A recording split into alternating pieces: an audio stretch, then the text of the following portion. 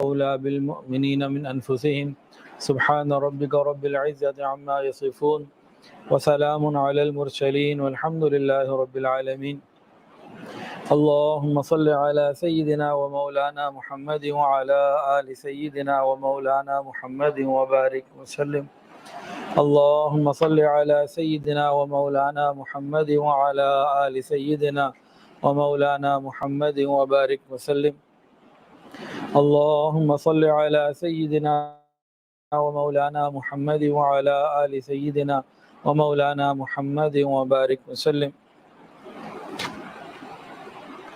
آج کا بیان دو حصوں پر مشتمل ہے۔ پہلا حصہ ماہ ربیع الاول کے حوالے سے چند باتیں، اور دوسرا حصہ جو ہماری صحت سیریز چل رہی تھی اس کا تیسرا بیان ہوگا انشاءاللہ۔ تو کچھ وقت اس ٹاپک پہ کچھ اس ٹاپک پہ، اور میڈیا والوں سے درخواست ہے کہ دونوں کو الگ الگ کر کے، میں تو اکٹھا کروں گا، یہ دونوں کو الگ الگ کر کے ان کے لنکس جو ہیں وہ پھر بنائیں، تاکہ جس کو دوبارہ تلاش کرنا ہو آسانی رہے، خود ان کو بھی آسانی رہے گی۔ درود شریف پڑھیں جی۔ اللہم صلی علی سیدنا و مولانا محمد وعلی آل سیدنا مولانا محمد وبارک وسلم۔ یہ جو باتیں ربیع الاول کے مہینے کے حوالے سے بتائی جائیں گی، یہ نبی کریم صلی اللہ علیہ وآلہ وسلم کی محبت میں بتائی جائیں گی۔ یہ کسی فرقہ واریت کی بات نہیں، اسلام کے صحیح مزاج کی بات ہے۔ قیامت کے دن نبی علیہ السلام سے ملاقات ہوگی۔ کاش میں اور آپ ایسی زندگی گزاریں کہ قیامت کے دن جب ملاقات ہو تو آب کوثر ہمیں نبی علیہ السلام کے مبارک ہاتھوں سے مل جائے۔ آمین کہہ دیجیے۔ اللہ یہ نعمت ہمیں عطا فرمائے۔ امتی کے رسول کے ساتھ کئی قسم کے تعلقات ہوتے ہیں، کسی ایک امت کے اپنے نبی کے ساتھ کئی قسم کے تعلقات ہوتے ہیں۔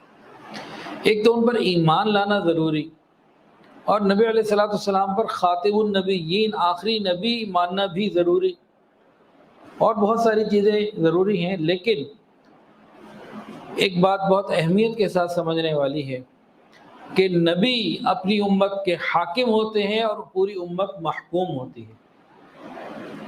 نبی کون ہوتے ہیں؟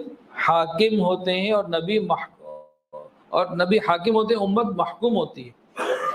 امت جو ہوتی ہے وہ رعایا ہوتی ہے ان کی، نبی امیر ہوتے ہیں۔ تو اس نسبت اور اس تعلق کی وجہ سے ان کی اطاعت ہر ایک پر کرنا امتیوں کے لیے واجب ہوتا ہے۔ ایک اور تعلق جو امتیوں کا اپنے نبی سے ہوتا ہے وہ کیا؟ کہ نبی محبوب ہوتے ہیں، امتی محب ہوتے ہیں۔ ہر امتی کو نبی سے محبت کرنا لازم ہوتا ہے۔ تو دو باتیں ہیں، اطاعت بھی لازم، محبت بھی لازم۔ ہم میں سے بہت سارے لوگ محبت تو کرتے ہیں، اطاعت نہیں کرتے۔ اگر کوئی ایسا ہو جو اطاعت کرے اور محبت نہ کرے، یہ بڑا مشکل ہے، کیونکہ اطاعت بغیر محبت کے نہیں ہوتی۔ نبی کی اطاعت محبت کے ساتھ ہی ہوتی ہے۔ لیکن اگر کوئی ایسا کہے میں اطاعت کرتا ہوں محبت نہیں کرتا، تو وہ بھی فیل ہے۔ کوئی کہے میں محبت تو کرتا ہوں اطاعت نہیں کرتا، تو یہ بھی فیل ہے۔ تو دونوں چیزوں کا ہونا ضروری۔ آج ہمارے ہاں محبت کا جذبہ تو الحمدللہ ہے، اطاعت کے اندر بہت کمیاں ہیں۔ تو ہمیں دونوں چیزوں کو پورا کرنا ہے، دونوں نسبتوں کو حاصل کرنا ہے، جیسے کہ صحابہ کرام نے حاصل کی۔ قرآن مجید میں ایک جگہ آیا ہے کہ نبی علیہ السلام کی اطاعت کرو، اطیعوا اللہ واطیعوا الرسول، کتنی جگہ پر آیا۔ اور قیامت کے دن کیا ہوگا؟ جو لوگ نبی کی اطاعت نہیں کرتے ہوں گے وہ کیا کہیں گے؟ یا لیت لنا اطعنا اللہ واطعنا الرسول، کاش ہم نے نبی کی اطاعت کی ہوتی۔ تو فقط محبت سے کام نہیں بنے گا، محبت کے ساتھ اطاعت ضروری۔ نبی علیہ السلام نے فرمایا جس نے میری سنت سے اعراض کیا، منہ موڑا، وہ مجھ میں سے نہیں۔ محبت تو ہے ہی وہ جو اطاعت کے اوپر آپ کو لے آئے۔ فرمایا اس امت کے 73 فرقے ہوں گے، پہلے 72 ہوئے بنی اسرائیل میں۔ پوچھا گیا بچے گا کون، نجات کون پائے گا، جنت میں کون جائے گا؟ فرمایا جو میرے اور میرے صحابہ کے طریقے پر ہوگا۔ تو ہم ربیع الاول کو صحابہ کرام کے طریقوں سے سمجھنے کی کوشش کریں گے۔ تاکہ ہماری نجات ہو جائے۔ آج ایک عجیب و غریب سوال ایک خاتون نے کیا، میں تو حیران ہو گیا۔ کہنے لگی 6 مہینے ہو گئے میں نماز جمعہ ایسا پڑھتی ہوں، ایک بڑی مسجد کا نام لیا لاہور کی، کہ وہ ٹی وی پہ لگا دیتی ہوں، ادھر نماز ہو رہی ہوتی ہے، میں گھر بیٹھے جماعت پڑھ رہی ہوتی، جماعت کی نماز کا ثواب حاصل کر رہی ہوتی۔ میں نے کہا اللہ کی بندی، اگر یہی کرنا تھا تو مکے مدینے کے پیچھے نماز پڑھ لو بھائی، تو لاہور کی بڑی مسجد سے تو پھر مسجد نبی شریف بڑی ہے، اس سے اور بڑی تو پھر مکہ مکرمہ کی مسجد ہے، تو پھر پورا ثواب حاصل کرو نا۔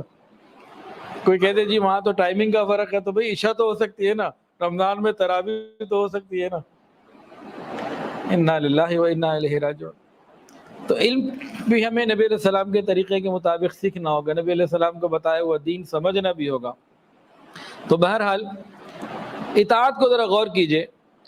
ایک صحابیہ نبی علیہ السلام کی خدمت میں حاضر ہوئیں اور کہا یا رسول اللہ صلی اللہ علیہ وآلہ وسلم، مجھے بڑا شوق ہے، بڑا دل کرتا ہے، بڑی رغبت ہے کہ میں آپ کے پیچھے آپ کی مسجد میں نماز باجماعت پڑھا کروں۔ مسجد نبی شریف میں نبی علیہ السلام کی اقتداء میں نماز پڑھنا، دیکھیں آج ہم جب مسجد نبی شریف جاتے ہیں نا، اللہ ہم سب کو مدینے لے جائے، بار بار لے جائے، آمین، بڑی سعادت کی بات ہے۔ تو وہاں جب اب نماز پڑھ رہے ہوتے ہیں تو امام نبی علیہ السلام تو نہیں ہوتے، لیکن کتنا خوش ہوتے ہیں کہ مسجد نبی شریف میں نماز پڑھی۔ اب نبی علیہ السلام خود نماز پڑھا رہے ہیں اور مسجد نبی شریف ہو، تو بتائیے اس کا کیا مقام ہوگا؟ کوئی غور کر سوچ سکتا کتنا اونچا مقام؟ تو انہوں نے بڑی محبت سے کہا، نبی علیہ السلام نے کہا، فرمایا نہیں، اگر تم اپنے گھر کے اندر سب سے اندر نماز پڑھو گی نا، زیادہ ثواب ہے، اس سے تھوڑا باہر آ کے پڑھو، اور یہ تو تھوڑا باہر ہے، اس میں ثواب پھر بھی ہے، لیکن اور باہر اگر آ جاؤ، کھلے صحن میں آ جاؤ تو ثواب اور کم ہے۔ گھر کے صحن میں نماز پڑھ لو پھر بھی کچھ ثواب ملے گا، مسجد میں اور کم ہے۔ تو یہ سکھایا گیا۔ پھر انہوں نے زندگی بھر جب تک ان صحابیہ کی وفات نہیں ہو گئی، گھر کے اندر والے ایک کمرے میں جو بہت اندھیرا تھا، سائٹ پہ تھا، اس پہ نماز پڑھتی تھی۔ مزہ تو یہ ہے نا کہ جس چیز کو نبی علیہ السلام نے جیسے کرنے کو کہا ویسے کی جائے۔ اپنی طرف سے محبت کے وہ جذبات جو اللہ اور اس کے رسول کو پسند نہیں، ان کو نہیں اختیار کرنا چاہیے۔ حضرت عمر فاروق رضی اللہ تعالیٰ عنہ کے زمانے میں انہوں نے ایک صحابی جسامہ بن مساحق رضی اللہ تعالیٰ عنہ کو بھیجا قیصر روم کے پاس، بادشاہ کے پاس۔ بادشاہ نے اکرام کیا اور ایک کرسی پہ بٹھایا، وہ بیٹھ گئے۔ وہ سونے کی کرسی تھی، سونے سے بنی ہوئی، وہ بے خیالی میں بیٹھ گئے۔ تھوڑی دیر میں بیٹھنے کے بعد اندازہ ہوا کہ بھئی یہ کچھ مختلف ہے، تو فوراً کھڑے ہو گئے۔ جب انہیں آئیڈیا ہونا کہ سونے کی ہے، فوراً کھڑے ہو گئے۔ قیصر روم جو تھا وہ ہنسا، کہنے لگا وہ دیکھو بھئی تمہیں تو اکرام کے اندر اتنی قیمتی کرسی پہ بٹھائے، تم اس کو چھوڑے، یہاں تو ہم بڑے خاص لوگوں کو بٹھاتے ہیں، تو بڑا آپ کو VVIP پروٹوکول دے دیا آج ہم نے۔ تو کیا فرمایا انہوں نے؟ بھرے دربار میں بادشاہ وقت کے سامنے کہا، کافروں کی بڑی سپر پاور تھی، اس کے سامنے کہا، ہمیں حضور پاک صلی اللہ علیہ وآلہ وسلم نے سونے کی کرسی، ایسی کرسیوں میں بیٹھنے سے منع فرمایا، میں نہیں بیٹھ سکتا۔ مزہ تو یہ ہے نا جس کام کو جیسے کرنے کو کہا ہو ویسا کریں۔ نبی علیہ السلام سے محبت کا معیار اور پہچان کیا ہے؟ اپنی مرضی سے محبت میں ڈوب جانا، یہ نبی علیہ السلام کی بتائی ہوئی طرز کے اوپر رہنا۔ جناب جو جس سے محبت کرتا ہے پھر اسی کی بات کو مانتا ہے۔ ہم کہتے ہیں ہمیں محبت ہے، ہمیں محبت ہے، اور عمل اگر سنت کے مطابق نہیں، اس محبت کی حیثیت نہیں ہے وہ والی۔ یہود و نصارہ کہتے تھے نحن ابناء اللہ واحباؤہ، ہم اللہ کے بیٹے ہیں، ہم اللہ کے رشتہ دار ہیں، ہمارا بڑا تعلق ہے، ہم بڑے خاص ہیں، ہم بڑے VIP ہیں، ہم بڑے لاڈلے ہیں۔ خود کہتے تھے نا، اللہ نے تو نہیں مانا، کہا نبی کے طریقے پر آؤ گے تو کوئی بات ہوگی، اور نہیں تو اپنے دعوے رکھو اپنے پاس۔ ان کا دعویٰ نہیں مانا گیا۔ تو نبی علیہ السلام کی محبت کا معیار اتباع سنت سے ظاہر ہوتا ہے۔ محبت چھپی ہوئی چیز ہے، نظر تو نہیں آتی، کیسے پتہ لگے گا؟ اتباع سنت سے۔ ہمارا سارا طریقہ کار سنت کے مطابق ہے تو محبت ہے، ورنہ تو محبت نہیں ہے، جھوٹے دعوے ہیں۔ جھوٹے دعووں کے اوپر جنت ملنا مشکل کام ہے۔ حقیقت کی ضرورت ہے۔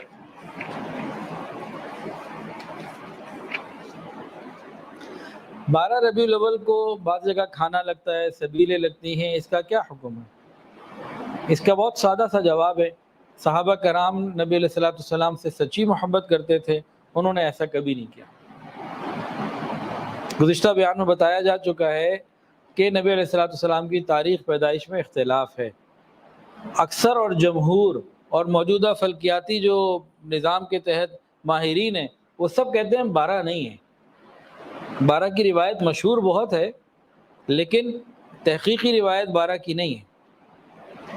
بعض لوگ 12 ربیع الاول کا روزہ رکھتے ہیں اور دلیل یہ دیتے ہیں کہ 12 ربیع الاول کو چونکہ نبی علیہ الصلوۃ والسلام کی پیدائش ہوئی اس لیے ہم روزہ رکھتے ہیں، اور ایک اور بھی بات بول دیتے ہیں بیچ میں کہ نبی علیہ السلام نے فرمایا کہ میں پیر کے دن پیدا ہوا اس لیے میں پیر کو روزہ رکھتا ہوں۔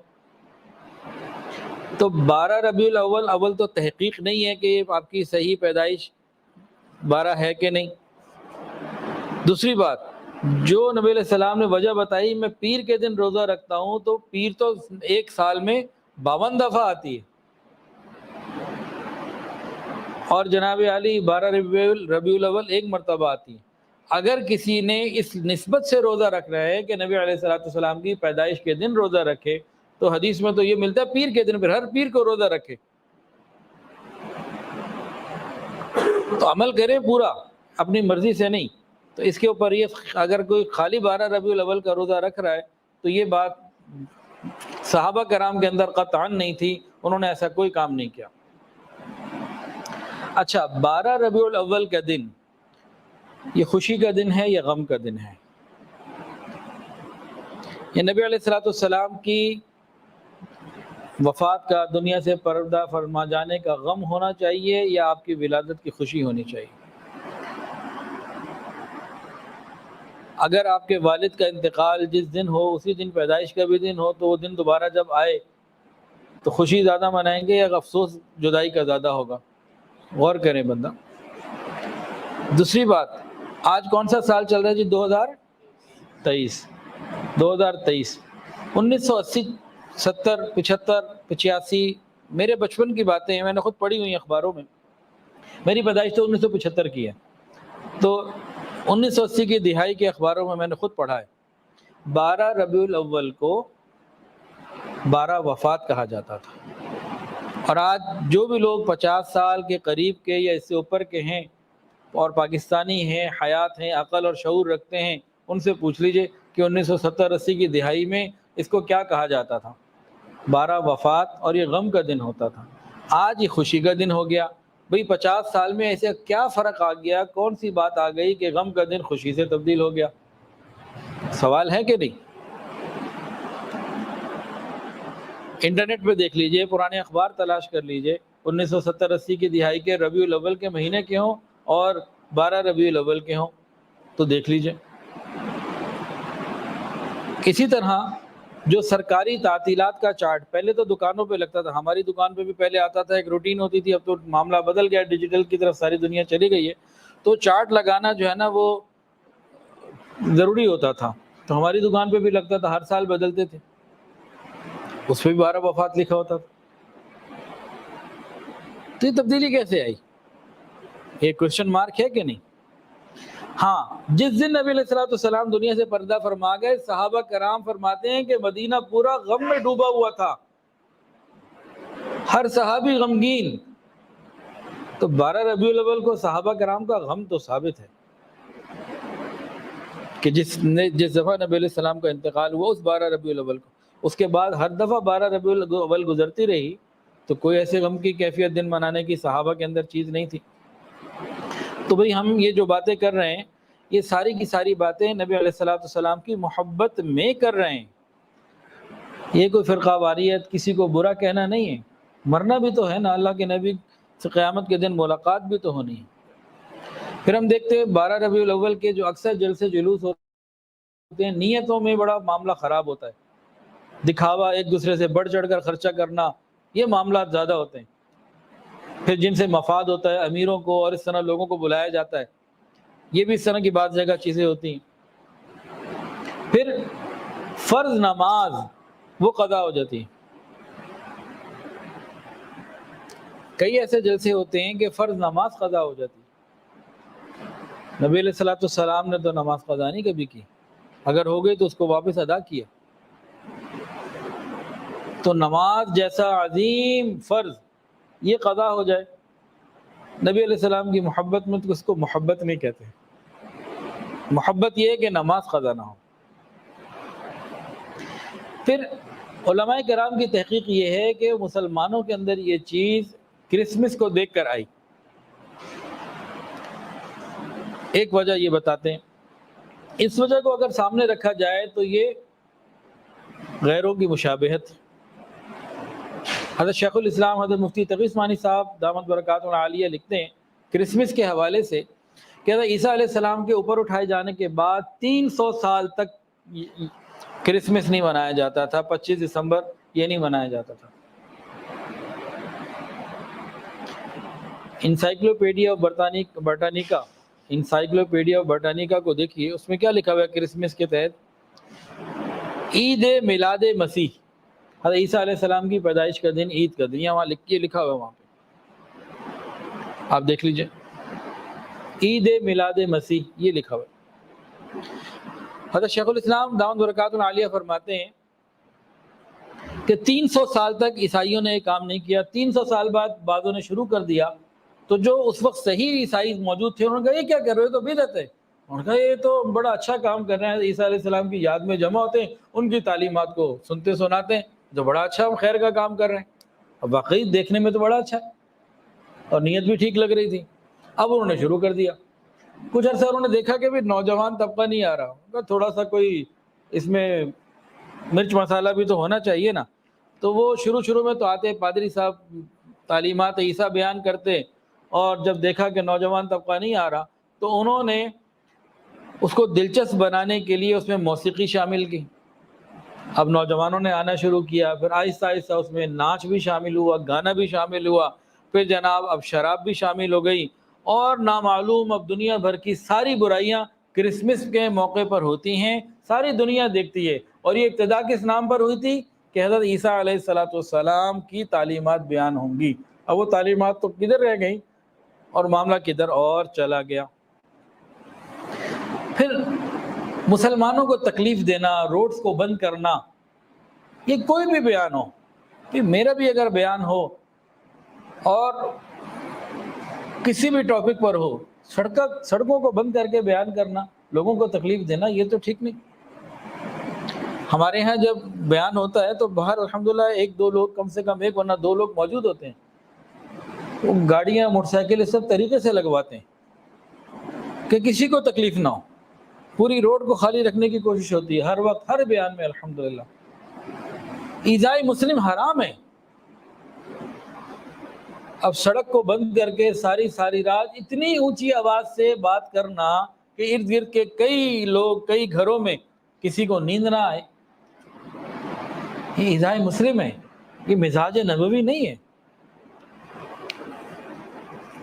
ایک اور مسئلہ جو بہت خراب ہو گیا، یہ جب بھی شروع ہوگا، یہ کام جب بھی شروع ہوا ہوگا تو کسی خاص ارادے سے شروع ہوا ہوگا کہ چلو اچھی بات ہے، لیکن آگے معاملات کہاں چلتے چلے جا رہے ہیں. اب ہم دیکھتے ہیں جیسے ربیع الاول آتا ہے اور تاریخیں آگے 12 کے قریب بڑھتی ہیں تو سڑکوں پہ روض رسول صلی اللہ علیہ وآلہ وسلم کی شبیہ بنا دی جاتی ہے. کسی نے گاڑی کے اوپر، کسی نے پک اپ کے پیچھے، کسی نے ریڑھی کے اوپر، اور کسی نے سائیڈوں پہ بنائی ہوتی ہے اور وہاں کھڑے ہو کے سلام پیش کر رہے ہوتے ہیں. اور اسی طرح بیت اللہ شریف کی بھی شبیہ بنائی ہوتی ہے،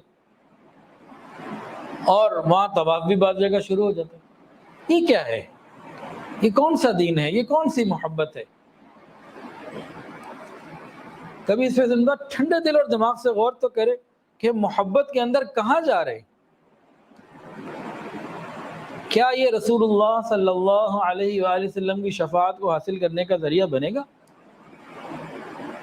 کہ جس کے پاس چند پیسے ہیں، شوق ہوا، اس نے جناب ہر آدمی نے اپنے گھر میں گنبد خضرا بنا لیا، وہاں صلاۃ السلام شروع ہو گیا، گھر بیت اللہ شریف کی شبیہ بنا لی، طواف شروع ہو گیا. یہی کام اگر یہودی کریں اور عیسائی کریں، کل پتہ لگے جی کہ امریکہ کے یا یورپ کے کسی شہر میں عیسائیوں نے یہ کام کیا۔ بہرحال سمجھنے کی باتیں ہیں، فضول خرچی اور اسراف یہ منع کیا گیا۔ اب بے شمار قسم کی لائٹنگز اور چھتوں کو بنانا، مارکیٹوں کو جناب سجانا، یہی پیسہ اگر کسی غریب کو مستحق کو دے دیا جائے، وہ دوائی میں، وہ علاج میں، کھانے پینے میں، بجلی کے بل میں، گھر کے کرائے میں، ایسی کسی ضرورت میں استعمال کرے تو بہت زیادہ فائدہ ہے۔ پھر اسی کے اندر بجلی چوری، یہ کون سی نبی علیہ الصلوۃ والسلام کی محبت جس میں چوری کی بجلی استعمال ہو؟ بعض جگہ ایسے بھی ہوتا ہے۔ پھر نبی علیہ الصلوۃ والسلام کی محبت میں کیے جانے والے ان معاملات کے اندر مرد اور عورتوں کا اختلاط، بے پردگی، بد نظری، عورتیں بھی سامنے آ کے جناب نعتیں پڑھ رہی ہیں۔ ارے نعت بہت بڑی عبادت ہے، الفاظ صحیح ہو، انداز ٹھیک ہو، عشق نبی میں ڈوب کر پڑھی جائے، اللہ اکبر، کتنی بڑی نعمت ہے یہ نعت پڑھنا، لیکن اس کے کچھ حدود ہیں ان کے اندر رہتے ہوئے۔ اب نعتوں کے اندر میوزک کو شامل کر دینا، نبی علیہ السلام نے تو بانسری سے بھی منع فرمایا، ادھر تو بڑے بڑے میوزیکل انسٹرومنٹس استعمال ہوتے ہیں، اللہ ہماری حفاظت فرمائے۔ حضرت عائشہ صدیقہ رضی اللہ تعالیٰ عنہ کے پاس ایک بچی آئی جس نے گھنگرو پہنے ہوئے تھے، فرمایا اسے میرے پاس سے لے جاؤ جب تک کہ اس کے گھنگرو اتار کے کاٹ کے نہ لاؤ۔ تو ایک چھوٹی بچی نے گھنگرو پہنے ہوئے تھے، گھنٹی کی آواز کو شیطان کی آواز کہا گیا۔ آپ نے پسند نہیں فرمایا عائشہ صدیقہ رضی اللہ تعالیٰ عنہ نے، اب تو مردوں نے ہاتھوں میں کڑے اور گھنگرو پاؤں میں ڈالے ہوئے ہیں بھائی، اور محبت کے نام پر اللہ ہمیں ان باتوں سے محفوظ رکھے۔ سچی محبت ہمیں مل جائے وہ ہے اتباع، کہ نبی علیہ السلام کے طریقے پر آ جانا۔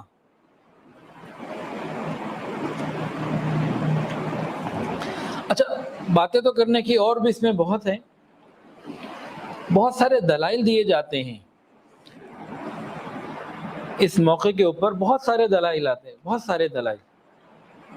سب سے پہلے تو ہمارا عقیدہ کیا ہے، میرا اور آپ کا، ہم سب کا، نبی کریم صلی اللہ علیہ وآلہ وسلم وجہ تخلیق کائنات ہیں، آپ اس کائنات میں سب سے افضل ہیں۔ نبی علیہ الصلوۃ والسلام اپنی قبر مبارک کے اندر زندہ ہیں، حیات ہیں، جو قریب جا کے سلام پیش کرتے ہیں آپ سنتے ہیں، جواب عطا فرماتے ہیں۔ قبر مبارک کی وہ مٹی جو آپ کے جسم اطہر سے لگ رہی ہے، وہ مٹی بیت اللہ شریف سے افضل ہے، وہ مٹی عرش اور کرسی سے افضل ہے، حالانکہ وہ نبی علیہ السلام کے جسم کا حصہ نہیں ہے، اتنے قربت کی وجہ سے، تو آپ کی کیا شان ہوگی؟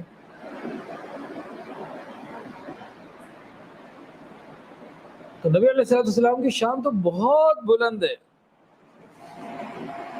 اب یہ جو 12 ربیع الاول جشن عید میلاد النبی کے حوالے سے بہت سارے دلائل دیے جاتے ہیں، ہر دلیل کا مکمل جواب ہے۔ سادہ سی ایک بات سمجھ لیں، وہ جتنے دلائل دیتے ہیں اس کے لیے قرآن کی کوئی آیت پڑھتے ہیں یا حدیث کا کوئی ریفرنس دیتے ہیں وغیرہ وغیرہ۔ تو ہم ایک ہی بات کرتے ہیں، سادہ سی، بہت سادہ، بہت سادہ۔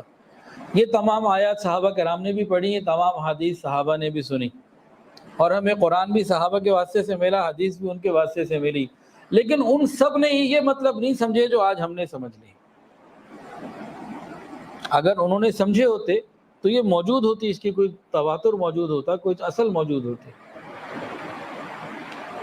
صرف ایک سادہ سی بات اور میں نے کہی تھی، 1970 اور 80 کے اخبار منگوا لیجئے 12 ربیع الاول کے، وہ سب غم سے بھرے ہوئے ہیں 12 وفات سے، اور آج کے خوشی سے بھرے ہوئے ہیں، جشن سے۔ یہ کیا تبدیلی آ گئی ان 50 سالوں میں، 60 سالوں میں؟ اچھا پھر میں عرض کر دوں، کسی کو برا کہنا، کسی کی تحقیر کچھ مقصود نہیں ہے، اللہ کی قسم یہ نبی علیہ السلام کی محبت میں جملے بولے گئے، ہم صحیح راستے پہ رہیں، بس یہ مراد ہے، اور اس میں کوئی دوسری مراد نہیں ہے کہ ہم ابھی بھی اپنے آپ کو سنبھال لیں، ابھی بھی اپنے آپ کو سنبھال لیں، بچ جائیں گے۔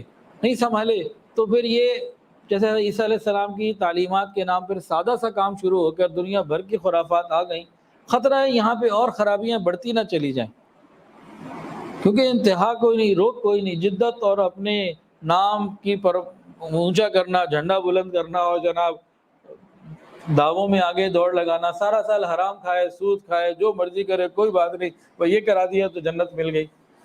ایسے نہیں ہوتا معاملہ. نبی علیہ الصلوۃ والسلام سے محبت، دو بنیادی باتیں ہیں، محبت بھی کامل ہو اور اطاعت بھی کامل ہو، پھر محبت پوری ہے. یہ اگر اطاعت نہیں ہے، فقط محبت کے دعوے ہیں، تو اس میں خطرہ ہے کہ یہ دعوے کل قیامت کے دن ہمارے لیے، ہمارے اوپر حجت نہ بن جائیں. اللہ ہماری حفاظت فرمائے.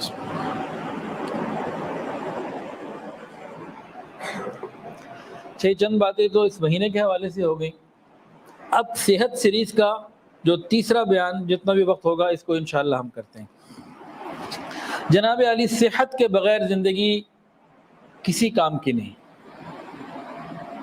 بیماری کے اوپر اللہ فضائل دیتے ہیں، گناہ معاف فرماتے ہیں، درجات بلند کرتے ہیں، وہ اپنی جگہ ٹھیک ہے، لیکن صحت مند آدمی ہی دین اور دنیا کے بڑے اچھے کام کر سکتا ہے. بیمار کیا کرے گا؟ تو اپنی صحت کی حفاظت کیجیے. یہ جو صحت سیریز چل رہی ہے، ہو سکتا ہے اس میں نے تو شروع میں کہا تھا شاید 4-5 بیان ہو، اب کہہ رہا ہوں شاید 10-12 بھی ہو جائیں، واللہ عالم کتنے ہوں گے. تو ابھی اس میں ہم کس بات پر تھے کہ نبی علیہ الصلوۃ والسلام کی زندگی گزارنے کے وہ مبارک طریقے، کھانے پینے، سونے اٹھنے بیٹھنے کے وہ مبارک طریقے جس میں ہمیں اتباع سنت کا ثواب بھی ہے اور صحت کی حفاظت خود بخود ہے. اس کائنات میں سب سے زیادہ خوبصورت اور ہائیجینک زندگی کس نے گزاری؟ رسول اللہ صلی اللہ علیہ وآلہ وسلم نے زندگی گزاری. آپ کے انتہائی سادہ طریقوں میں، سادہ باتوں میں سائنس کی بڑی بڑی تحقیق چھپی ہوئی ہے. جس بات کے اوپر سائنس نے کروڑوں نہیں اربوں روپے خرچ کر کے کوئی نتیجہ نکالا، وہ آپ کی ایک سادہ سی بات میں موجود ہے، سادہ سے انداز میں موجود ہے. اب ہم ان باتوں کو اس نظر سے دیکھیں، اور یہ بات میں پہلے بہت دفعہ کر چکا ہوں، ڈنکے کی چوٹ پر کرتا ہوں، کہ جس کام کو نبی علیہ الصلوۃ والسلام نے جس طریقے سے کیا اور جس کام کو رسول اللہ صلی اللہ علیہ وآلہ وسلم نے جس طریقے سے کرنے کو کہا، فرمایا، اس کام کو اس سے بہتر کرنے کا طریقہ دنیا میں ہو ہی نہیں سکتا. وہ کوئی بھی ہو، خالی نماز، روزہ، حج، زکوٰۃ نہیں، عام کھانے پینے، سونے جاگنے کے جو معمولات ہیں، جو انسان کی بشری طور پر بحیثیت انسان تقاضے ہیں، وہ سب بھی اس میں شامل ہیں. آج کا نوجوان اگر پی ایچ ڈی کرنے کے لیے موضوع چاہتا ہے تو نبی علیہ الصلوۃ والسلام کی سیرت کو پکڑے، آپ کے انداز کو، باتوں کو لے اور اس کو میڈیکل سائنس اور نفسیات کے اوپر اور ساری چیزوں کے اوپر رکھے اور کھلتا چلا جائے، بہت کچھ ملے گا. لیکن موبائل سے اور سوشل میڈیا سے فرصت ملے تب نا، تب کچھ پڑھیں گے، تب کچھ کریں گے. آج کے نوجوان میں محنت کرنے کا شوق نہیں رہا، بڑی تکلیف ہوتی ہے. بہت تھوڑے نوجوان ہیں جن کے اندر محنت کرنے کا شوق ہے، شارٹ کٹ میں جلدی امیر ہونا چاہتے. ایک آدمی کو دیکھتے ہیں اس کے بعد گاڑی لینڈ کروزر ہے، اس کا گھر یہ، کاروبار یہ، فلاں یہ. ارے بھائی 50 سال 40 سال محنت کی ہے اس نے، یہ کہتے ہیں مجھے آج ہی مل جائے. تو ایسے تو نہیں، ہر چیز کا ایک طریقہ ہے. درخت کو تناور ہوتے ہوتے ٹائم لگتا ہے،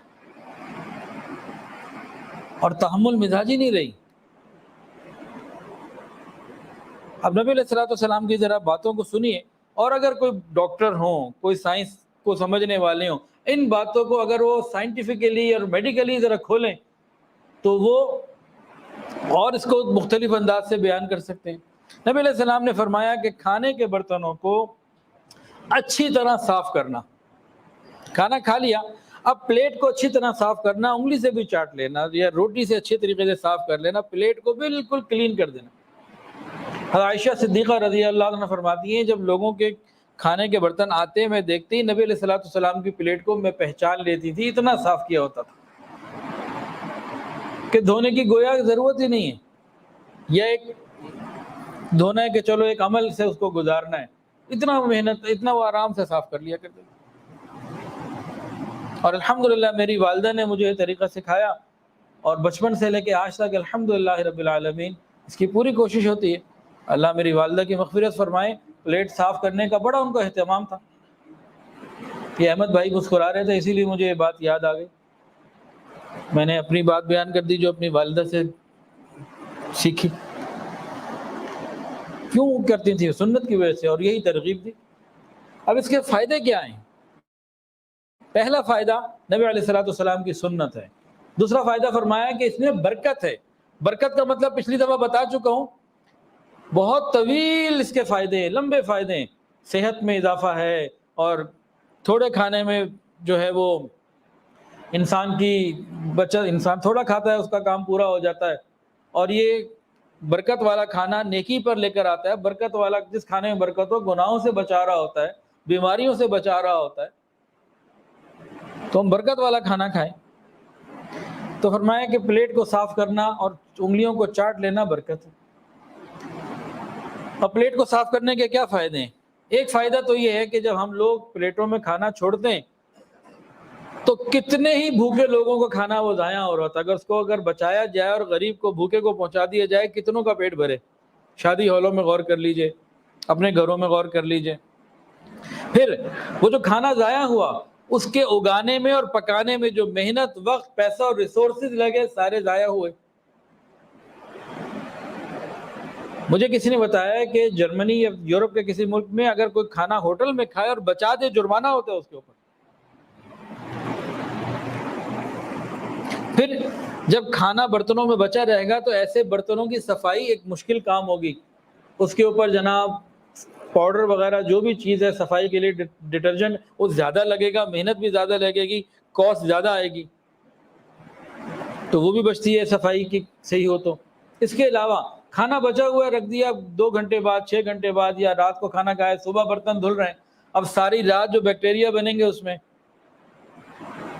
اور بیماریوں کا ذریعہ بنے گی، چوہے بھی اس پر آئیں گے، چھپکلی بھی آئے گی، کچھ ہوگا تو آئے گا نا، صاف پہ کون آتا ہے؟ کیڑے مکوڑے بھی آئیں گے، ہمیں تو پتہ بھی نہیں چلیں گے، ہم صبح جائیں گے ہمیں تو نظر نہیں آئیں گے، وہ تو رات کو اپنا کام کر چکے، جا چکے ہوں گے، اور ہماری پلیٹوں میں جناب چوہے بھی پھر رہے ہیں۔ تو ایک سنت کے اندر کتنے فائدے ہیں۔ اگلی سنت سن لیجئے، یہ وہ سنتیں ہیں جو صحت سے ڈائریکٹ تعلق رکھتی ہیں۔ ہم ان سنتوں پر عمل کریں اور صحت مند زندگی گزاریں۔ بیمار ہیں تو صحت کی طرف سفر شروع کریں۔ نبی علیہ الصلوۃ والسلام نے ارشاد فرمایا، کھانا کھانے کے بعد خلال کرو اور کلی کرو۔ کھانا کھانے کے بعد خلال کرو اور کلی کرو، یہ دانت اور داڑھ ان کو مضبوط رکھتا ہے، مفید ہے، ان کے لیے بڑا فائدہ مند ہے۔ نبی علیہ السلام نے فرمایا، مبارک ہو خلال کرنے والوں کے لیے، مبارک ہو خلال کرنے والوں کے لیے کہ کھانے کے پھنسے ہوئے ٹکڑوں کی بدبو کی وجہ سے فرشتوں کو بڑی تکلیف ہوتی ہے۔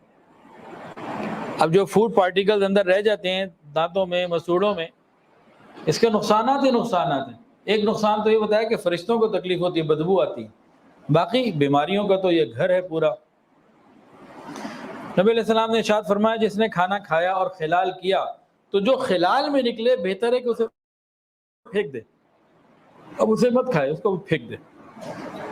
عبداللہ بن عمر رضی اللہ تعالیٰ عنہ صحابی رسول ہیں، فرماتے ہیں کہ کھانا کھانے کے بعد جو ریزے، فوڈ پارٹیکلز اندر رہ جاتے ہیں دانتوں میں اور داڑھوں میں، یہ داڑھ کو کمزور کر دیتے ہیں، دانتوں کو کمزور کر دیتے ہیں۔ جب بھی ہم کچھ کھاتے اور پیتے ہیں اور اس کے بعد منہ صاف نہیں کرتے تو جو اندر روانے اجزاء بچ جاتے ہیں، یہ سب کے سب بیماریوں کا بہترین ذریعہ ہوتے ہیں۔ کھانا کھانے کے بعد ہاتھ دھونا، یہ پچھلے بیان میں اس کے اوپر بات آ چکی ہے۔ آج جو بات میں بیان کر رہا ہوں وہ کیا، کھانا کھانے کے بعد ہاتھ کو پونچھنا۔ بعض دفعہ ہم ٹیشو پیپر استعمال کر لیتے ہیں، کپڑا استعمال کر لیتے ہیں، ہاتھ پونچھ لیتے ہیں اور دھوتے نہیں۔ تو ٹیشو پیپر کو بھی گھیر گھار کے سنت کے دائرے میں لانا ممکن ہے اگر کبھی کبھی اس کو استعمال کریں۔ سنیے، نبی علیہ الصلوۃ والسلام مسجد میں بیٹھے ہوئے تھے اور کھانا لایا گیا، آپ نے وہ کھانا کھایا، اور کھانا کھانے کے بعد ہاتھ نہیں دھوئے، وہیں پہ جو سنگریزے تھے نا، اس سے جو پتھر کے چھوٹے چھوٹے، اس سے اچھی طرح ہاتھ صاف کر لیے، ہاتھ صاف ہو گئے، آپ نے نماز پڑھ لی، نماز صحابہ کو پڑھا دی۔ تو اس وقت آپ نے ہاتھ دھوئے نہیں، ہاتھ پوچھے۔ تو اس کو اگر ہم لے تو ٹیشو پیپر کو سنت کے دائرے میں لانے کی کوشش ہے۔ ہاتھ کپڑے سے پوچھ لیے، تولیے سے، مطلب کپڑے سے تولیہ، اس کو بھی سنت کے دائرے میں لانے کی کوشش ہے، لیکن ذرا غور کر لیجئے، یہ کبھی کبھی کی بات ہے، روٹین نہیں۔ اب صحابہ کرام کے ہاں مال کی تنگی، بھوک بھی ہوتی تھی، اب کھانا مسجد میں لایا گیا۔ ہمارے زمانے کی مسجد اور اس مسجد میں فرق ہے۔ ہمارے یہاں واش روم بھی بنے ہوتے ہیں مسجد میں، وضو خانے بھی بنے ہوتے ہیں، وہاں کچھ نہیں ہوتا۔ آج تو کہتے ہیں مسجد میں کمیونٹی سینٹر بناؤ جی۔ تو وہ جو مسجدیں تھیں سادہ سی مسجدیں ہوتی تھیں، وہاں ٹوائلٹ اور یہ وضو خانے کی کوئی بات نہیں ہوتی تھی۔ تو وہاں کھانا ہوگا، کوئی بھوک، کوئی ایسی وجہ ہوگی کہ آپ نے کھانا کھایا، صحابہ کو کھلایا، اور ہاتھ دھونے کا مقصد یہ تھا سب مسجد سے نکلتے اپنے گھروں میں جاتے، ہاتھ دھو کے آتے۔ تو اس طرح لمبا اہتمام تھا، تو اس میں آپ نے ہاتھ کو پوچھنے پہ اکتفا فرما لیا۔ یہ کبھی کبھی کے لیے تو ٹھیک ہے، اس کو عادت بنا لینا ہمیشہ تولیہ اور ٹیشو پیپر بغیر ہاتھ دھوئے، تو یہ نہیں، اصل ہاتھ دھونا ہی ہے۔ ٹھیک ہے جی، اگلی بات سنیے۔ نبی علیہ الصلوۃ والسلام نے ارشاد فرمایا کہ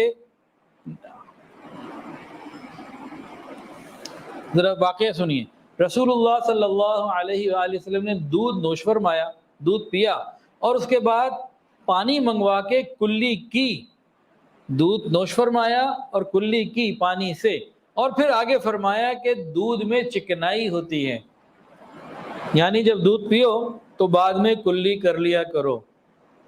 ایک مرتبہ نبی علیہ الصلوۃ والسلام ایک سفر میں تھے اور صحبا کے قریب تھے جو خیبر کے پاس جگہ ہے، تو نبی علیہ الصلوۃ والسلام نے فرمایا بھائی لے کر آؤ، کیا ہے کچھ کھانے پینے کو؟ تو صحابہ لائے، وہ ستو تھا۔ آپ نے جناب ستو کو پیا اور اس کے بعد پانی منگوا کر کلی کی۔ دودھ پینے کے بعد بھی کلی ثابت ہے، بلکہ فرمایا کہ چکنائی اس کے اندر ہوتی ہے، کلی کرو، اور ستو پینے کے بعد بھی کلی کرنا ثابت ہے، اور کھانا کھانے کے بعد بھی۔ گویا اس سے کیا مل رہا ہے کہ کھانے پینے کے بعد کلی اچھے طریقے سے کر لینا، خلال کر لینا، یہ ضروری ہے، فائدہ مند ہے۔ اسی طرح مسواک، نبی علیہ الصلوۃ والسلام کھانا کھانے سے پہلے بھی اور کھانا کھانے کے بعد بھی، خاص طور سے کھانا کھانے کے بعد مسواک ضرور کرتے تھے، آپ کی ایک عادت تھی۔ رات کو سونے سے پہلے تو بہت ضروری کرتے تھے۔ یہ سب کیا ہے کہ یہ ہمارا جو ہے نا منہ یہ صاف رہے، پاکیزہ رہے، کیونکہ اس کے اندر جتنے کھانے پینے کے اجزاء اندر باقی رہیں گے یہ بیماریوں کی وجہ بنیں گے، جڑ بنیں گے، بنیاد بنیں گے۔ اب لوگ جناب پان کھا کے منہ میں رکھتے ہیں گھنٹوں، چوئنگم گھنٹوں باہر نہیں نکلتی، اتنی دیر رہتی ہے، اور روز ہم کھاتے پیتے ہیں تو کلی کرنے کا ہمیں کتنا خیال رہتا ہے۔ اب بتائیں آج کی اس جدید سائنٹیفک دنیا کے اندر اتنی ہائیجینک لائف کون گزار سکتا ہے؟ صرف وہ جو رسول اللہ صلی اللہ علیہ وآلہ وسلم کا امتی ہو اور مطیع ہو اور پوری سنت پوری کرنا چاہتا ہو، ورنہ کوئی بڑے سے بڑا کافر بھی اس طرح سے منہ کلیہ نہیں کر سکتا۔ کیا خیال ہے؟ غلط تو نہیں کہہ دیا جی؟ یہ کرونا والوں نے تو بعد میں کہا ہاتھ ہر وقت دھوتے رہو، نبی صلی اللہ علیہ وسلم نے پہلے کہہ دیا اپنی صفائی کا خیال رکھو۔ اچھا جی، نبی کریم صلی اللہ علیہ وآلہ وسلم نے کھانا کھانے کے بعد لیٹنے سے منع کیا اور منہ کے بل لیٹنے سے منع کیا۔ کھانا کھانے کے فوراً بعد لیٹنا، اب کسی ڈاکٹر سے پوچھ لیجئے، سارے کہتے ہیں ٹھیک نہیں ہے، انسان کے لیے نقصان دہ۔ تو نبی علیہ السلام نے کھانا کھانے کے بعد سونے کو منع فرمایا کہ اس سے بدن میں سستی پیدا ہو جاتی ہے، اور کیا فرمایا؟ کھانے کو ہضم کرو، رات کا کھانا کھا لیا، اس کو ہضم کرو ذکر سے اور نماز سے۔ نبی علیہ السلام رات کا کھانا کس وقت کھاتے تھے؟ 12 بجے، 2 بجے فوڈ پانڈا سے منگوا لیا ہوتا تھا۔ کتنے بجے؟ 10 بجے۔ ہاں جزاک اللہ، مغرب کی نماز کے بعد آپ کھانا رات کا کھا لیتے تھے۔ اب جو شخص مغرب کے بعد کھا لے گا اور عشاء کے بعد عشاء کی جب نماز آئے گی 17 رکعتیں وہ پڑھے گا، اور اس کے بعد جب وہ سوئے گا تو پھر اس کا انہضام ڈائجسٹک سسٹم تو متاثر نہیں ہوگا، تو ٹھیک رہے گا، وہ تو پھر موٹا نہیں ہوگا۔ کھانا کھانے کے بعد رات کا دیر سے کھانا کھائے اور سو گئے، یہ موٹا کرے گا، یہ بہت ساری بیماریاں پیدا کرے گا، جسم کے اندر سستی پیدا کرے گا، غفلت پیدا کرے گا۔ اور کھانا کھانے کے بعد 1.5-2 گھنٹہ بندہ کام باقی کرتا رہے، نماز بھی پڑھے، تو یہ چیزیں کنٹرول ہو جائیں گی۔ تو نبی علیہ الصلوۃ والسلام نے کھانا کھانے کے بعد لیٹنے سے بھی منع کیا، رحمت للعالمین نے، اور منہ کے بل لیٹنے سے بھی منع کیا۔ کھانا کھانے کے بعد جو الٹا لیٹ جاتا ہے نا تو اس کے معدے کے اندر بڑی خرابیاں پیدا ہو جاتی ہیں۔ آج یہ سائنس یہ باتیں بتا رہی ہے، نبی علیہ السلام نے تو سادہ زبان میں باتیں ہمیں بتا دی ہیں۔ اور علامہ ابن قیم رحمۃ اللہ علیہ فرماتے ہیں کہ جو شخص اپنی صحت کی حفاظت کرنا چاہتا ہے اسے چاہیے کہ رات کا کھانا کھانے کے بعد کم سے کم 100 قدم تو وہ چلا کرے۔ کھانا کھا لیا، اب تھوڑی دیر کے بعد 15-20 منٹ بعد، آدھے گھنٹے بعد تھوڑا سا چلنا پھرنا چاہیے، 10-15 منٹ کچھ نہ کچھ واک کرنی چاہیے۔ وہ کون کرے گا؟ جو صحت کی حفاظت کرنا چاہتا ہے۔ پانی پینا، پیاس لگی، غٹ پورا گیا اندر، وہ جناب پوری بوتل کو لگایا اور یہ گئی۔ پھر سنیے، نبی علیہ السلام 3 سانسوں میں پانی پیتے تھے، اور فرمایا کہ اس طریقے سے پانی پینا اچھی طرح سیراب کرتا ہے، تسلی ہو جاتی ہے۔ دوسرا فرمایا پیاس کو بجھا دیتا ہے۔ تیسرا فرمایا بدن کو صحت ملتی ہے، اور چوتھا فرمایا کہ خوب ہضم ہوتا ہے، اور 5ویں بات فرمائی کہ معدے میں آسانی کے ساتھ اندر ڈالا جاتا ہے۔ پانی پینے کی سنتیں کون سی ہیں؟ بسم اللہ پڑھنا اور الحمدللہ پڑھنا وہ تو ٹھیک ہے، عملی طور پر کیا ہے؟ پانی کو پہلے دیکھ کے پینا کہ اس کے اندر کوئی خراب چیز تو نہیں ہے، اور بیٹھ کر پینا، اور 3 سانسوں میں پینا۔ یہ 3 چیزیں عمل سے تعلق رکھتی ہیں۔ بسم اللہ پڑھنا وہ روحانیت کا معاملہ ہے، میں اس وقت بات کر رہا ہوں میڈیکل کی لائن سے۔ بیٹھ کر پینا، کئی سانسوں میں، 3 سانسوں میں پینا، اور جناب علی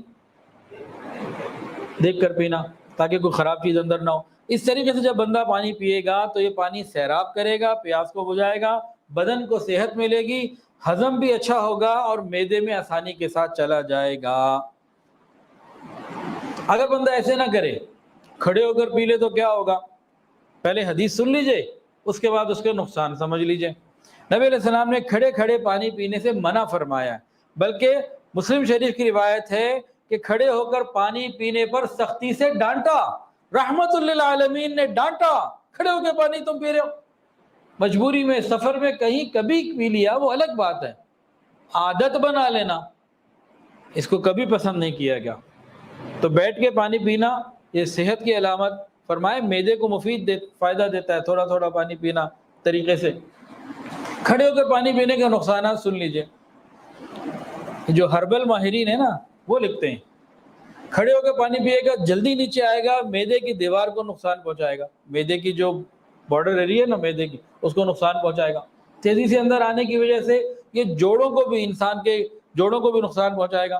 پچھلی مرتبہ میں نے بتایا تھا کہ کہیں پڑھا تھا کہ گھٹنوں کا درد، اس کی ایک بہت بڑی وجہ کھڑے ہو کر پینا ہے۔ تو وہیں عالم ایک موجود تھے اس وقت، انہوں نے کہا کہ حضرت تھانوی رحمۃ اللہ بھی لکھا ہے، اور پورا مضمون انہوں نے بتایا کہ اس کے اوپر پوری بات ہے۔ آج گھٹنوں کا مرض کتنا بڑھ گیا، اس کی ایک وجہ یہ بھی ہے کہ کھڑے ہو کر پانی پینے کی عادت بن گئی۔ اس کے علاوہ معدہ خراب ہو جاتا ہے، جگر کے اندر درد کا مسئلہ کھڑا ہو سکتا ہے، کئی اور ایسے مسائل ہیں جو کھڑے ہو کر پانی پینے سے انسان کو آ جاتے ہیں۔ اچھا جی، پانی کے لیے گلاس ہاتھ میں آیا یا کوئی برتن آیا، چائے آئی گرم گرم، جانے جلدی اب کیا کریں، پھوکے مار رہے ہیں۔ یہ پھوک مارنا کیسا ہے؟ اچھا لگتا ہے؟ ہم سارے ہی مارتے ہوں گے اللہ ماشاءاللہ۔ چائے آ گئی، گرم دودھ آ گیا، کوئی چیز آ گئی پینی ہے اور وقت تھوڑا ہے، کیا کریں؟ وہ پھوکے مار رہے ہیں۔ وہ بھائی دوسرا پیالہ منگوا لو، کوئی پلیٹ منگوا لو، اس میں ڈال لو، کیا ہو گیا، یا صبر کر لو، جلدی ہے تو کوئی اور علاج، نہیں تو صبر۔ یہ پھونک مارنا پانی یا پینے کھانے کی چیز، کھانے پینے کی چیزوں کے اوپر پھونک مارنا، یہ منع کیا گیا ہے، نبی علیہ السلام نے منع کیا ہے کہ پانی جب پیتے ہیں نا تو پینے کے بعد تھوڑا سا دور کرنا ہے تاکہ جو سانس باہر آ رہا ہے وہ بھی اندر نہ جائے۔ اتنا نبی علیہ السلام نے اہتمام فرمایا ہے۔ یہ ہے ہائیجینک لائف سٹائل۔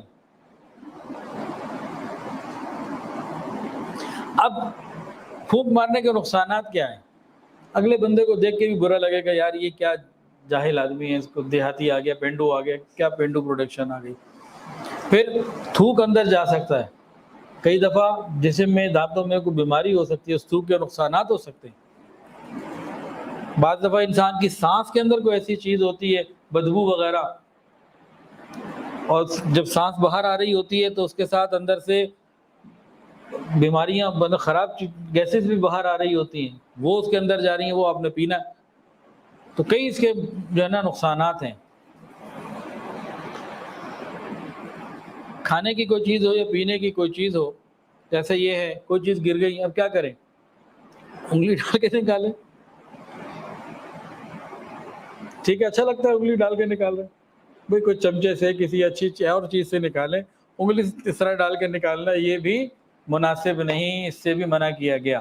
اب ذرا ایک واقعہ سن لیجیے، مزیدار واقعہ ہے. حضرت علی بن ابی طالب رضی اللہ تعالی عنہ، ان کے غلام تھے مسلم، حضرت مسلم. وہ فرماتے ہیں کہ ایک دفعہ پینے کی کوئی چیز میں حضرت علی کی خدمت میں لے کر آیا تو میں نے اس میں پھونکے مار دی. فرمایا کہ تم ہی لے جاؤ، خود ہی پی لو، اٹھاؤ اس کو، مجھے نہیں چاہیے. کراہت آتی ہے ان باتوں سے، پھونک مار رہا. اپنی پھونک برداشت کرنا تو پھر کچھ ممکن ہوتا ہے، اگلے کی پھونکے ماری بھی تو برداشت نہیں کرنا، نہیں کرتا نا بندہ. جو طبیعتیں بہت شفاف ہوتی ہیں، نظافت والی ہوتی ہیں، ایسے تھوڑی برداشت کر لیتی. سبحان اللہ، مولوی صاحب پہ نکل کے لائے نا زبردست چیز، واہ جی واہ. جو پانی کو دم کرتے ہیں تو وہ بھی تو پھونک ہوتی ہے نا. ہاں جی، وہ بھی پھونک ہوتی ہے. ہاں، اچھا سوال ہے آپ کا، بڑا مزیدار سوال ہے. بھائی 3 دفعہ سورہ فاتحہ پڑھیں، پانی پہ دم کریں، علاج ہے، بہترین روحانی علاج ہے، شفا ہے، یہ جائز ہے. اور اس کی تفصیلات انشاءاللہ اپنے موقع پر آئیں گی. ابھی ہم اس ٹاپک پہ چل رہے ہیں، پھر انشاءاللہ انہی بیانات میں جتنے بھی اللہ کو منظور ہوں گے اس میں بہت سارے علاج ایسے بتائے جائیں گے جو صرف دم درود سے ہوں گے. مولوی بھی 2 طرح کے ہوتے ہیں نا، کوئی بارود والے، کوئی درود والے. تو دم درود والے بھی علاج ہوں گے. ایسے وہ کہتے ہیں نا، ایک جگہ میں کہیں گیا، کہا جی مولوی صاحب کہڑے ہو تسی، برود والے ہو درود والے ہو؟ تو اس نے اپنے انداز میں پوچھا. اچھا خیر، علماء حضرات، یہ بارود والے نہیں ہوتے، یہ درود والے ہوتے ہیں، یہ اتباع سنت والے ہوتے ہیں. ہاں، جن کا کام ہے بارود سے، فوج کا کام ہے، پولیس کا کام ہے، متعلقہ اداروں کا کام ہے، انہی کو زیب دیتے ہیں. تو جس کا جو کام ہے اس کی وہ ذمہ داری ہے. اللہ ہمیں سمجھ عطا فرمائے. ہاں جی سنیے، نبی علیہ السلام نے فرمایا جب تم میں سے کوئی پانی پیے، پینے کی کوئی بھی چیز ہو، بالخصوص پانی، تو ٹھہر ٹھہر کر، تھوڑا تھوڑا کر کے، چسکی لے لے کر پیے، گھٹا گھٹ، جلدی نہ پی جائے. فرمایا کہ گھٹا گھٹ پینے سے جگر میں مسئلہ کھڑا ہو سکتا ہے، جگر میں بیماری آ جاتی ہے. اور سنیے، کھڑے ہو کر پانی پینے کے حوالے سے یہ حدیث سنا دوں کہ رہنے دو، گول کر دوں اس کو؟ سن لیجئے پھر. مسلم شریف کی روایت ہے، فرمایا اگر کوئی آدمی بھول کر کھڑے ہو کر پانی پی لے، چاہیے کہ قے کر دے. ہم تو جان بوجھ کے کھڑے ہو کے پیتے. شادیوں میں، ہالوں میں جناب سینکڑوں لوگ کھڑے ہوتے ہیں، سارے کھڑے ہو کے پی رہے ہوتے ہیں. سختی سے ڈانٹا، بیٹھ کے پیا کرو. اگر فرمایا غلطی سے کھڑے ہو کے پی بھی لیا تو اتنا برا ہے تمہارے لیے، نکال دو اس کو باہر، نہیں تو اندر جا کے، ارے بھائی کھانا کھڑے ہو کے کھانا، پانی کھڑے ہو کر پینا، اس سے اگر اس کا جگر خراب ہو رہا ہے، معدہ خراب ہو رہا ہے، تو رحمت للعالمین کی شفقت تو اس کا تقاضا کرتی ہے نا کہ انہیں سمجھاؤ بھائی، اپنا خیال کرو.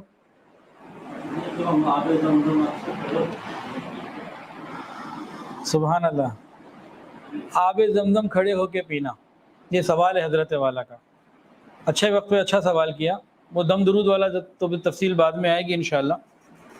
نبی کریم صلی اللہ علیہ وآلہ وسلم نے آب زمزم کو کھڑے ہو کر کنویں پہ پیا ہے، پکی حدیث. رش تھا، بہت لوگ تھے، بیٹھ کے پینا اور سب اہتمام میں کچھ زیادہ آسانی نہیں ہوگی، کھڑے ہو کے نوش فرما لیا، لیکن یہ آپ کی عادت ایسی نہیں تھی. اب ہم کیا کریں؟ اب یہاں لاہور میں آب زمزم پی رہے ہیں، بیٹھے ہوئے آرام سے، آب زمزم آئے کھڑے ہو کے پی رہے ہیں. تو یہ اہتمام جو ہے نا نہ کریں تو کوئی حرج نہیں، اس کی ضرورت نہیں ہے. آب زمزم بھی بیٹھ کر ہی پینا سنت ہے. ہاں کوئی کنویں پہ ہے اور وہاں اس نیت سے کھڑے ہو کے پی لے کہ نبی علیہ الصلوۃ والسلام نے یہاں کنویں پہ کھڑے ہو کے آب زمزم کو پیا تھا، آپ کھڑے ہوئے تھے، تو یہ بات تو چلو صحیح ہے، لیکن اب اپنے اپنے گھروں میں ہیں اور آب زمزم پی رہے ہیں تو بیٹھ کر پیے۔ آپ نے بہت اچھا سوال کیا، دل خوش ہو گیا ماشاءاللہ۔ ورنہ کھڑے ہو کے پانی پینا یہ ہر حساب سے غلط ہے جی۔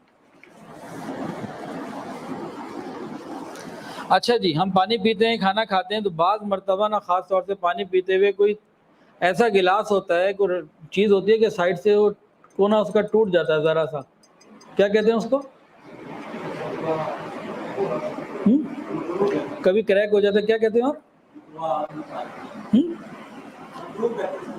نہیں میں اس کا حکم نہیں مان رہا، یہ پوچھ رہا، یہ جو ٹوٹ جاتا ہے اس کو کیا کہتے ہیں؟ کریک کہتے ہیں۔ اور بہرحال اگر کوئی اس طرح سے ٹوٹا ہوا برتن ہو نا جو ذرا سا ٹوٹ جاتا ہے بہت تھوڑا سا، اس کو نبی علیہ الصلوۃ والسلام نے استعمال کرنے سے منع کیا۔ برتن اگر اس طرح سے ٹوٹ جائے، کریک آ جائے اور ذرا سا اس کا کوئی وہ بن جائے، اس طرح کی کٹنگ جو کٹ جائے، ایسے برتن کو استعمال کرنا منع ہے۔ نبی علیہ السلام نے ایسے جگہ سے پانی پینے کو، کھانا کھانے کو منع کیا۔ اس کے کئی نقصانات ہیں۔ ایک بات تو نبی علیہ السلام نے منع کر دیا، نبی کے خلاف کیوں جائیں، یہ نقصان۔ دوسرا، جب ایسی جگہ سے پانی پئیں گے اگر اس میں کوئی سوراخ ہوگا تو نیچے گرے گا، برا لگے گا، کپڑے پہ گرے گا، بدن پر آئے گا، پھر اس پہ کوئی نوک بن گئی، وہ جناب ہونٹ کٹ سکتے ہیں، زخم ہو سکتا ہے، اسے کوئی اور نقصان پہنچایا جا سکتا ہے، پھر اس جگہ کی صفائی نہیں ہو سکتی۔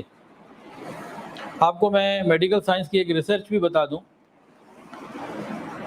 آج سائنسدانوں نے ریسرچ کی ہے ٹوٹے ہوئے برتنوں پر اس حدیث کو سامنے رکھ کے۔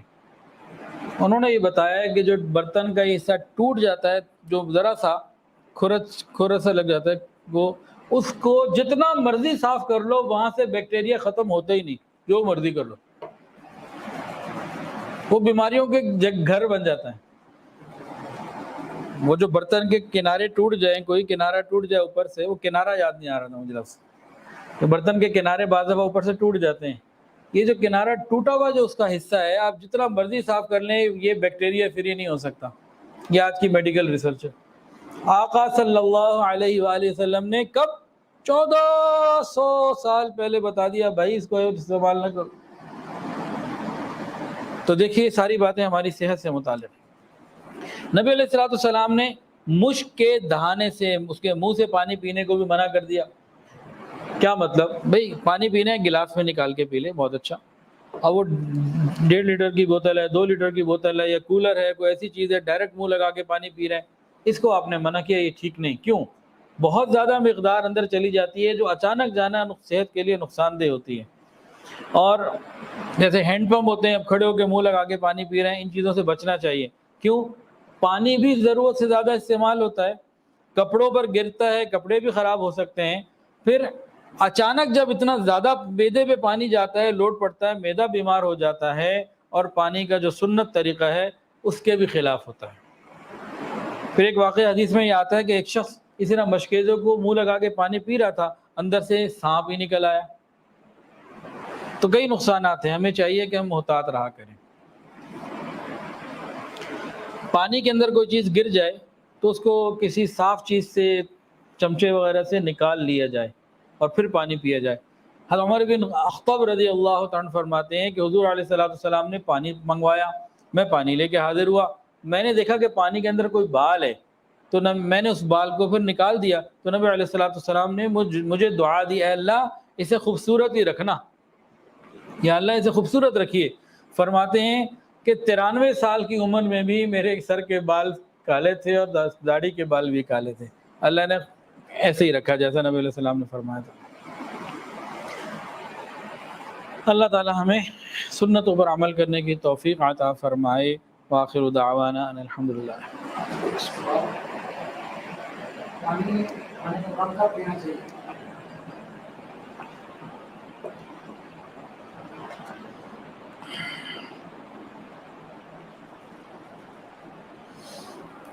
آپ کا سوال یہ کہ پانی کھانے کے دوران کب پینا چاہیے؟ اس میں پہلے یہ بتائیں کہ کھانا کتنا کھانا ہے، نہیں اس سے بھی فرق پڑا، کھانا کھانا کتنا ہے۔ کھانا اگر تھوڑا کھانا ہے تو ایک حصہ پانی، ایک کھانا اور ایک ہوا کا. اب کھانا کتنا کھانا ہی اگر یہاں تک کھانا ہے تو پھر تو پانی کی گنجائش ہی کوئی نہیں ہوگی. اس پہ بھی ڈیپینڈ کرتا ہے.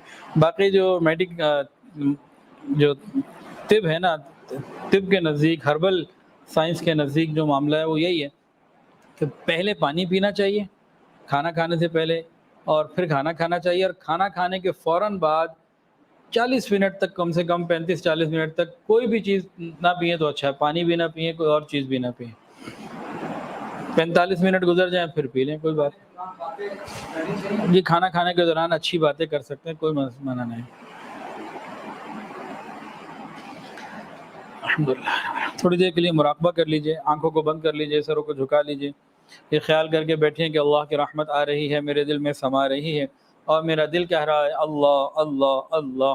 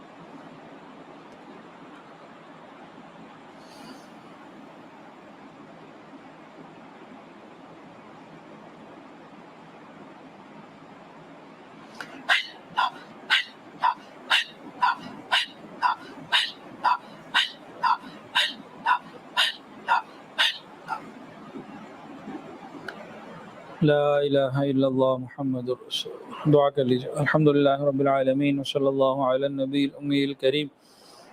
یا اللہ ہم سب کو ایمانی اور صحت والی زندگی عطا فرما، روحانی اور جسمانی تمام بیماریوں سے شفا عطا فرما، تمام حاضرین کی تمام دلی نیک جائز حاجات کو پورا فرما.